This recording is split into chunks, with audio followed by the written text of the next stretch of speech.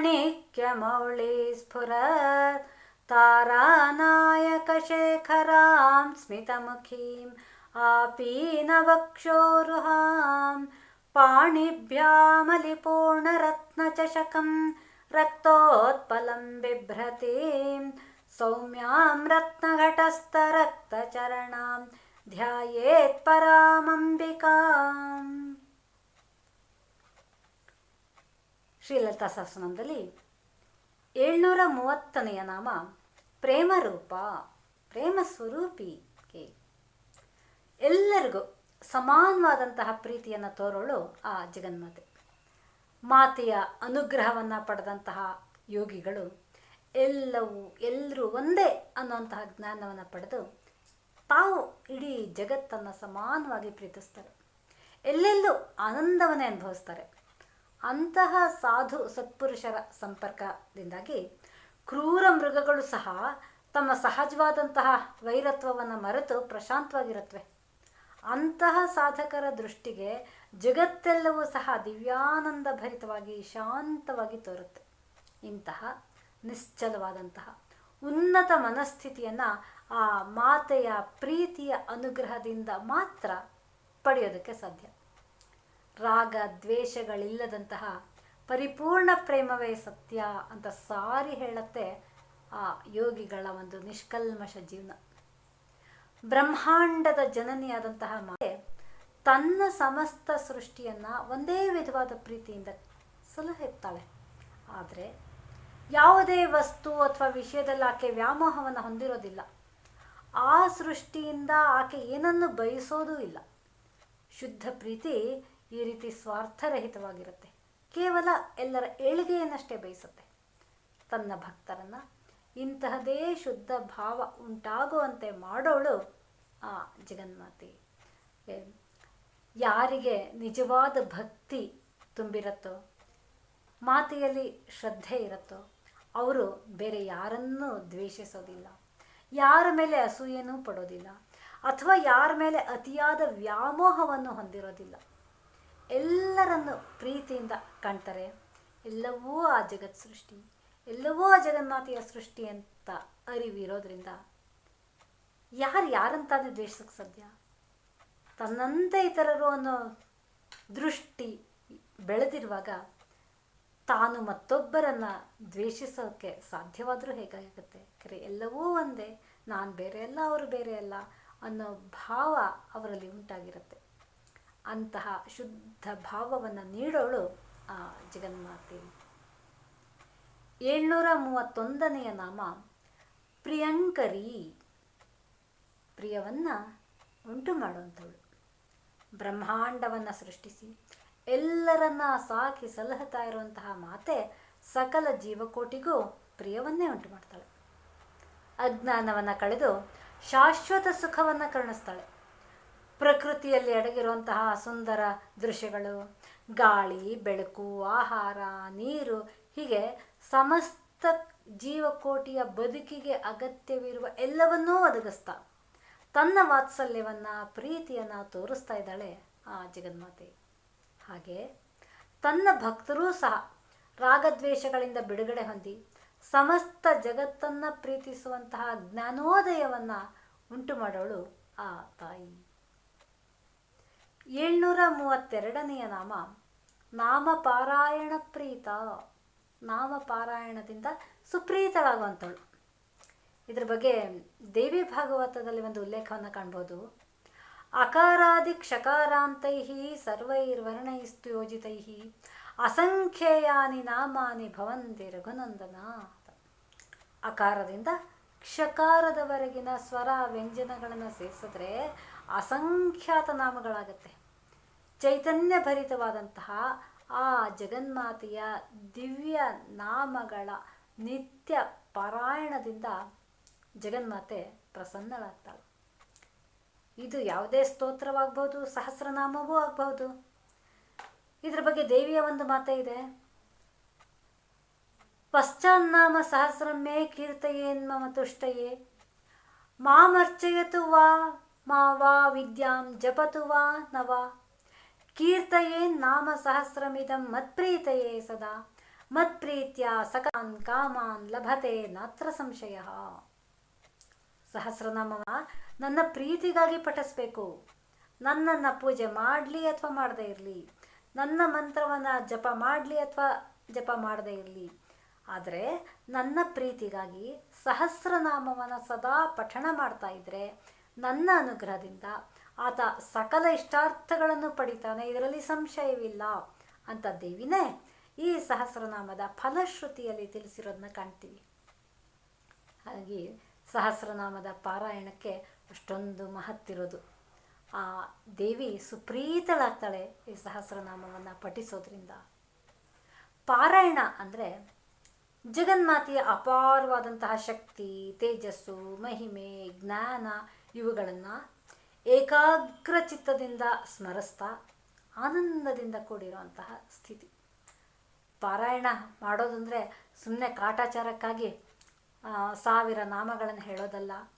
ಒಂದೊಂದು ನಾಮದಲ್ಲಿ ತೋರಿ ಬರುವಂತಹ ಆ ಜಗನ್ಮಾತೆಯ ದಿವ್ಯತ್ವ, ಶ್ರೇಷ್ಠತ್ವ, ಮಹಿಮತ್ವ, ಆಕೆಯ ಜ್ಞಾನ, ಆಕೆಯ ಒಂದು ಅನಂತತ್ವ, ವಿಶಾಲತ್ವ, ಆಕೆಯ ಶಕ್ತಿ, ಸಾಮರ್ಥ್ಯ ಇವುಗಳನ್ನೆಲ್ಲ ನಾವು ಸ್ಮರಿಸ್ತಾ ಹಬ್ಬ ಹಬ್ಬ ಅಂತ ಆಶ್ಚರ್ಯದಿಂದ ಆ ಒಂದು ದಿವ್ಯತೆಗೆ ನಾವು ಶರಣಾಗಿ ಕೈ ಮುಗಿತಾ, ಆ ಒಂದು ಶ್ರೇಷ್ಠತ್ವಕ್ಕೆ ತಲೆಬಾಗ್ತಾ, ಆ ಒಂದು ಅಪಾರ ಶಕ್ತಿಗೆ ನಾವು ಸಂಪೂರ್ಣ ಶರಣಾಗ್ತಾ ಅದರಲ್ಲಿ ಒಂದಾಗುವಂತಹ ಸ್ಥಿತಿ.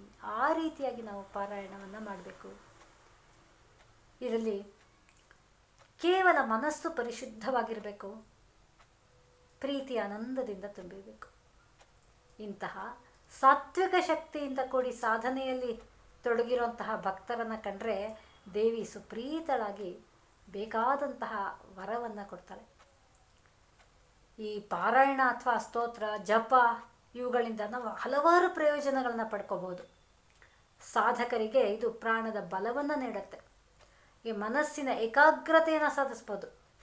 ಬೇರೆ ಚಿಂತನೆಗಳ ಕಡೆಗೆ ಅಥವಾ ಕೆಟ್ಟ ವಿಚಾರಗಳ ಕಡೆಗೆ ಹರಿಯುವಂತಹ ಮನಸ್ಸನ್ನು ನಿಗ್ರಹಿಸಿ ಆ ದೈವತ್ವದ ಕಡೆ ತಿರುಗಿಸ್ಬಹುದು. ಹಾಗೆ ಮಾನಸಿಕ ಧೈರ್ಯ, ಸ್ಥೈರ್ಯಗಳ ಬಲ ಹೆಚ್ಚಾಗುತ್ತೆ. ಈ ರೀತಿ ಪಾರಾಯಣದಿಂದ ಸುತ್ತಮುತ್ತಲಿನ ವಾತಾವರಣವೂ ಸಹ ಪರಿಶುದ್ಧವಾಗುತ್ತೆ. ನಮ್ಮ ಮನಸ್ಸನ್ನು ನಾವು ಪರಿಶುದ್ಧಗೊಳಿಸ್ಕೊಂಡು ಬೇರೆಯವರಿಗೆ ಮಾರ್ಗದರ್ಶನವನ್ನು ಸಹ ನೀಡ್ಬೋದು. ಭಕ್ತಿಯಿಂದ ಮಾಡಿದಂತಹ ಪಾರಾಯಣ ಎಲ್ಲ ಇಷ್ಟಾರ್ಥಗಳನ್ನು ಒದಗಿಸುತ್ತೆ. ಹಾಗೆ ತತ್ಕಾಲೀನ ಕಷ್ಟಗಳೆಲ್ಲವನ್ನು ಮರೆತು ನಾವು ದಿವ್ಯಾನಂದದಲ್ಲಿ ಲೀನರಾಗ್ಬೋದು. ಜೊತೆಗೆ ಸತ್ಸಂಗ, ಹಾಗೆ ಅದರ ಫಲವೂ ಸಹ ದೊರೆಯುತ್ತೆ. ಭಕ್ತಿಯಿಂದ ಮುಕ್ತಿಯ ಕಡೆಗೆ ನಮ್ಮ ಪಯಣ ಸಾಗತ್ತೆ. ಕೇವಲ ಪಾರಾಯಣ ಮಾಡಬೇಕು, ಮಾಡ್ತೀನಿ ಅಂತ ಶುರು ಮಾಡಿ ಅದನ್ನು ಒಂದು ನಾವು ಶ್ರದ್ಧೆಯಿಂದ ಪ್ರತಿನಿತ್ಯ ಇಂತಹದೇ ಸಮಯದಲ್ಲಿ ಇದೇ ಒಂದು ಜಾಗದಲ್ಲಿ ಕೂತ್ಕೊಂಡು ಪಾರಾಯಣ ಮಾಡ್ತೀನಿ ಅಂತ ಶುರು ಮಾಡೋದು ಬಹಳ ಒಳ್ಳೆಯದು. ಅಂದರೆ ಒಂದು ನಿಯಮಕ್ಕೆ ನಮ್ಮನ್ನು ನಾವು ಒಳಪಡಿಸ್ಕೊಂಡ್ರೆ ಮನಸ್ಸು ತಾನೇ ತಾನಾಗಿ ಏಕಾಗ್ರತೆಯನ್ನು ಹೊಂದುತ್ತಾ ಬರುತ್ತೆ. ಯಾವಾಗ ನಾವು ಮಾಡೋ ಕೆಲಸದಲ್ಲಿ ನಮಗೆ ಏಕಾಗ್ರತೆ ಬರುತ್ತೆ, ಆಸಕ್ತಿ, ಶ್ರದ್ಧೆ ಮೂಡುತ್ತೆ. ಅವುಗಳ ಅರ್ಥವನ್ನು ತಿಳ್ಕೊಬೇಕು ಅಂತ ಅನಿಸುತ್ತೆ. ಅರ್ಥ ತಿಳ್ಕೊಂಡ ಮೇಲೆ ಅನುಸಂಧಾನ ಮಾಡಬೇಕು ಅಂತ ಅನಿಸುತ್ತೆ. ಆ ಪಾರಾಯಣದಲ್ಲಿ ತಾನೇ ತಾನಾಗಿ ಪ್ರೀತಿ, ಭಕ್ತಿ ಮೂಡುತ್ತೆ.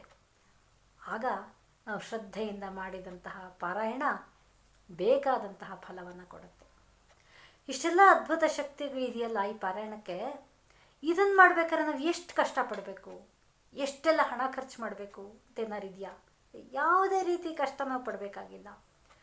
ಇದಕ್ಕಾಗಿ ನಾವೇನು ಧನವ್ಯಯವನ್ನು ಮಾಡಬೇಕಾಗಿಲ್ಲ. ದೈಹಿಕ ಶ್ರಮ ಏನಾರಾಗತ್ತಾ?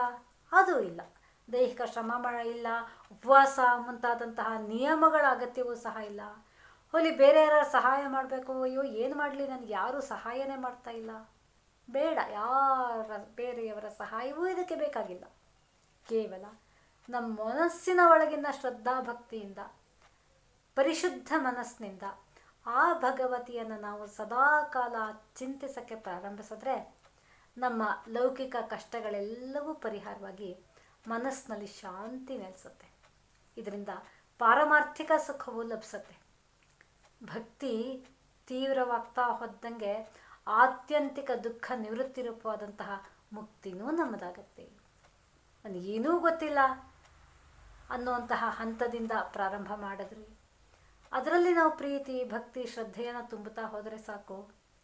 ಅದೇ ಅಭ್ಯಾಸ, ಅದೇ ಭಕ್ತಿ ನಮ್ಮನ್ನು ಮುಂದೆ ಮುಂದೆ ಕರ್ಕೊಂಡು ಹೋಗಿ ಮುಕ್ತಿಯವರೆಗೆ ನಮ್ಮನ್ನು ತಲುಪಿಸುತ್ತೆ.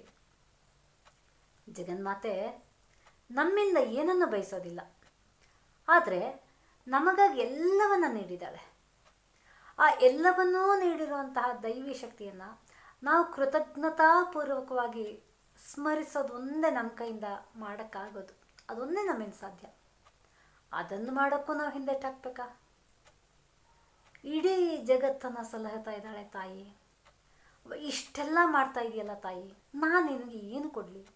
ಭಕ್ತಿಯಿಂದ ಕೈ ಮುಗಿತೀನಷ್ಟೇ. ತಾಯಿ ಇಂತಹ ಅಪಾರ ಶಕ್ತಿ, ತಾಯಿ ನಿನ್ನ ದಿವ್ಯತ್ವ ಇಂಥದ್ದು, ತಾಯಿ ನೀನು ನನಗೆ ಕೃಪೆ ಮಾಡು ಅಂತ ಭಕ್ತಿಯಿಂದ ಕೃತಜ್ಞತಾಪೂರ್ವಕವಾಗಿ ಶ್ರದ್ಧೆಯಿಂದ ಆಕೆಗೆ ಕೈ ಮುಗಿದರೆ ಸಾಕು. ನಮ್ಮೆಲ್ಲ ಒಳಿತು ಆಕೆಯ ಜವಾಬ್ದಾರಿ ಆಗುತ್ತೆ. ನಮ್ಮನ್ನು ರಕ್ಷಿಸ್ತಾಳೆ, ಕಾಪಾಡ್ತಾಳೆ. ಹಾಗೆ ಕೇವಲ ಆಕೆಯ ನಾಮವನ್ನು ಜಪಿಸುವುದರ ಮೂಲಕ ನಾವು ಮೇಲ್ಮಟ್ಟಕ್ಕೆ ನಮ್ಮ ಬದುಕನ್ನು ತಗೊಂಡು ಹೋಗ್ಬೋದು, ನಮ್ಮ ಬದುಕನ್ನು ಸಾರ್ಥಕಪಡಿಸ್ಕೋಬಹುದು. ಅಂತಹ ದಿವ್ಯತ್ವವನ್ನು ಹೊಂದಿರುವಂತಹ ಸಹಸ್ರನಾಮ ಇದು. 733ನೆಯ ನಾಮ ನಂದಿವಿದ್ಯಾ. ನಂದಿವಿದ್ಯಾ ಸ್ವರೂಪಿಣಿ. ನಾಟ್ಯ ಮತ್ತು ಸಂಗೀತವನ್ನು ನಂದಿವಿದ್ಯಾ ಅಂತ ಹೇಳೋದು. ನಂದಿಕೇಶ್ವರ ಉಪಾಸನೆ ಮಾಡಿರೋದು ಗಾಯನ ಮತ್ತು ನಾಟ್ಯವಿದ್ಯೆ. ಅಂತಹ ಗಾಯನ ಮತ್ತು ನೃತ್ಯ ವಿದ್ಯಾ ಸ್ವರೂಪಿಣಿನೇ ಆ ಜಗನ್ಮಾತೆ. ಈಶ್ವರನ ವಾಹನವಾದಂತಹ ವೃಷಭಕ್ಕೆ ನಂದಿಯನ್ನ ಹೆಸರು. ನಂದಿಯನ್ನ ಕಾಮಧೇನುವಿನ ಪುತ್ರ ಅಂತ ಹೇಳಲಾಗಿದೆ. ಈಶ್ವರನ ಪ್ರಮಥ ಗಣಗಳಲ್ಲಿ ಮುಖ್ಯನಾಗಿರೋನು ನಂದಿಕೇಶ್ವರ. ಕೈಲಾಸದಲ್ಲಿ ನಾಟ್ಯವಾಡ್ತಾ ಮಧುರವಾಗಿ ಗಾನ ಮಾಡ್ತಾ ಪರಮೇಶ್ವರನಿಗೆ ಸದಾ ಸಂತೋಷವನ್ನು ಉಂಟು ಮಾಡುವಂಥವನು ಈತ. ಈತನ ದೇಹ ಎಲ್ಲ ಮನುಷ್ಯನ ದೇಹದಂತೆ ಇದ್ದರೂ ಮುಖ ಮಾತ್ರ ವಾನರನ ಮುಖವನ್ನು ಹೋಲ್ತಾ ಇತ್ತು. ತೋಳುಗಳು ತುಂಬ ಗಿಡ್ಡವಾಗಿದ್ವು. ಶಿವಶಕ್ತಿಯ ರಹಸ್ಯವನ್ನು ತಿಳ್ಕೊಂಡು ನಿರಂತರ ಆತ್ಮಾನಂದದಲ್ಲಿ ಲೀನನಾಗಿ ಆತ್ಮಜ್ಯೋತಿಯನ್ನು ಆರಾಧಿಸುವಂತಹ ಸಾಮರ್ಥ್ಯವನ್ನು ಈತ ಹೊಂದಿದ್ದ. ಆ ಜಗನ್ಮಾತೆಯ ಅನುಗ್ರಹದಿಂದ ಶ್ರೀವಿದ್ಯೆಯನ್ನು ಉಪಾಸನೆ ಮಾಡುವಂತಹ ಸಾಮರ್ಥ್ಯವೂ ಈತಂದಾಗಿತ್ತು. ನಂದಿಕೇಶ್ವರನ ಮೂಲಕನೇ ಪರಮೇಶ್ವರನನ್ನು ಸಂದರ್ಶಿಸಬೇಕು ಅನ್ನೋದು ಒಂದು ಸಂಪ್ರದಾಯ. ಏಕಾಗ್ರಚಿತ್ತತೆ, ಆಸನ ಸಿದ್ಧಿ, ಆತ್ಮಾವಲೋಕನ, ನಿರಪೇಕ್ಷ ಸ್ಥಿತಿ, ಆನಂದ ಪರಿಪೂರ್ಣತೆಯನ್ನು ಸಹ ನಂದಿವಿದ್ಯೆ ಅಂತ ಹೇಳ್ತಾರೆ. ಇಂತಹ ಪರಿಪೂರ್ಣ ವಿದ್ಯಾಸ್ವರೂಪಿಣಿಯಾದಂತಹ ಶ್ರೀಮಾತೆ ತನ್ನ ಭಕ್ತರಿಗೂ ಪರಿಪೂರ್ಣದೆಡೆಗೆ ಸಾಗುವಂತಹ ಮಾರ್ಗದರ್ಶನವನ್ನು ತೋರಿಸ್ತಾಳೆ. ಆ ಮಾತೆಯ ಅನುಗ್ರಹದಿಂದಲೇ ಈ ಸಿದ್ಧಿಗಳೆಲ್ಲವನ್ನ ಪಡ್ಕೊಳ್ಳೋಕ್ಕೆ ಸಾಧ್ಯವಾಗುತ್ತೆ. 734ನೆಯ ನಾಮ ನಟೇಶ್ವರಿ. ನಟರಾಜನ ಪತ್ನಿ. ಪರಶಿವ ನಟರಾಜ ಅಂತ ಪ್ರಖ್ಯಾತನಾಗಿದ್ದಾನೆ. ಈ ನಟರಾಜ ಪ್ರಳಯ ಕಾಲದಲ್ಲಿ ತಾಂಡವ ನೃತ್ಯವನ್ನು ಆಡ್ತಾನೆ.